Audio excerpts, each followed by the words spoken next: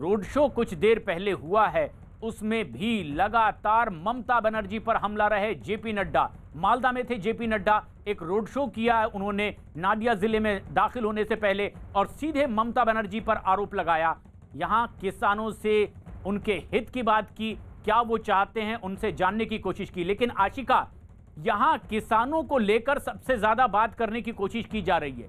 उन्हीं किसानों के दम पर एक आंदोलन शुरू किया ममता बनर्जी ने और सत्ता का परिवर्तन करके पश्चिम बंगाल की मुख्यमंत्री बनी।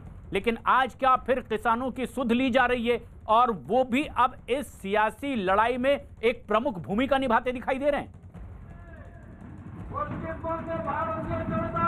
प्रशांत, आपने बिल्कुल ठीक कहा। यही किसान है जिनके सहारे सत्ता की सीढ़ियां चढ़ी थी ममता, लेकिन आज जब किसान आंदोलन की बात उठी तो पश्चिम बंगाल से कोई बड़ी आवाज नहीं उठी। ममता बनर्जी ने भले ही 2-3 दिनों का यहाँ पर कोलकाता में आयोजन किया था जब उन्होंने प्रोटेस्ट किया, लेकिन इसके बाद कहीं भी राज्य में किसान जो है वो प्रदर्शन करते नजर नहीं आए। जबकि बार बार तस्वीर ये देखी गई है, चाहे गृह मंत्री अमित शाह हो, चाहे जेपी नड्डा भाजपा अध्यक्ष जब भी यहाँ आए हैं, किसानों के साथ बैठ करके उन्होंने भोजन किया है, किसानों ने उनको समर्थन भी दिया है। प्रशांत, और इसी तरह की सियासत देखने को मिली। लेकिन इस वक्त की बेहद अहम खबर यह भी कि 3 बज चुके हैं और 3 बजे तक पूरे देश में किसान संगठनों ने चक्का जाम का ऐलान किया हुआ था। हालांकि यूपी, उत्तराखंड और दिल्ली एनसीआर को अलग रखा गया था, लेकिन अलग अलग देश भर के शहरों की ये तस्वीरें आप देखिए।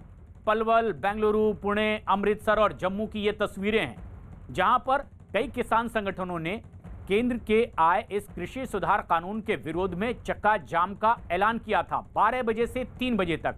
और यह ऐलान किया गया था कि चक्का जाम होगा और अपनी मांगों को लेकर यह आंदोलन देश के अलग अलग शहरों में भी दिखाई देगा। अब 3 बज चुके हैं, बताया गया कि एक सायरन के साथ इस चक्का जाम का समापन होगा। लेकिन दिल्ली में भी तस्वीर सामने आई थी जहां पर कुछ लोगों ने रास्ता रोकने की कोशिश की थी। हमारे सहयोगी जो जानकारी दे रहे थे उसके मुताबिक यहां पर इस तरह के चक्का जाम को अलग रखा गया था दिल्ली एनसीआर को, लेकिन यहां भी कुछ प्रदर्शनकारियों ने रास्ता रोकने की कोशिश की थी। दूसरे शहरों में किस तरह की तस्वीरें, ये भी हम अपने दर्शकों को दिखा रहे हैं। ज्यादा असर इसका देश भर में उतना देखने को नहीं मिला है।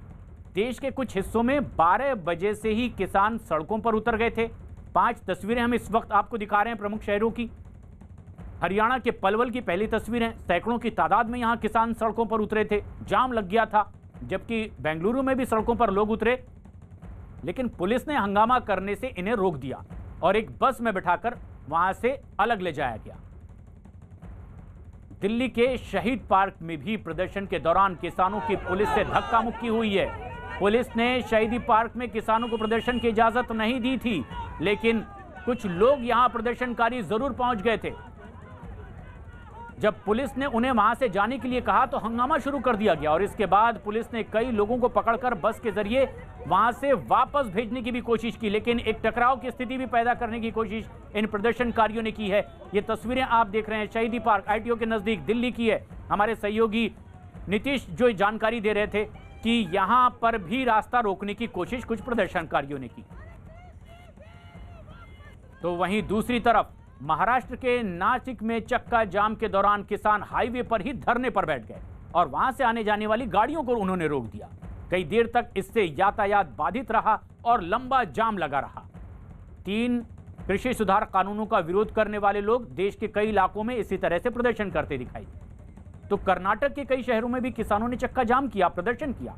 कर्नाटक के हावेरी, दावणगेरे और हुबली में भी किसानों ने हाईवे को जाम कर दिया। हुबली की भी ये तस्वीरें आप देख रहे हैं जहां पर किसान सड़कों पर उतरे थे और रास्ते पर ही बैठ गए, प्रदर्शन करते दिखाई दिए। प्रदर्शन की वजह से वहां गाड़ियों की लंबी कतारें लग गई। हावेरी में तो किसानों की पुलिस से धक्का मुक्की तक हो गई। मामला बिगड़ने के बाद पुलिस ने कई लोगों को पकड़कर अपने साथ ले गई और तब वहां से रास्ता साफ हो सका। संयुक्त किसान मोर्चा ने दिल्ली, उत्तर प्रदेश और उत्तराखंड को चक्का जाम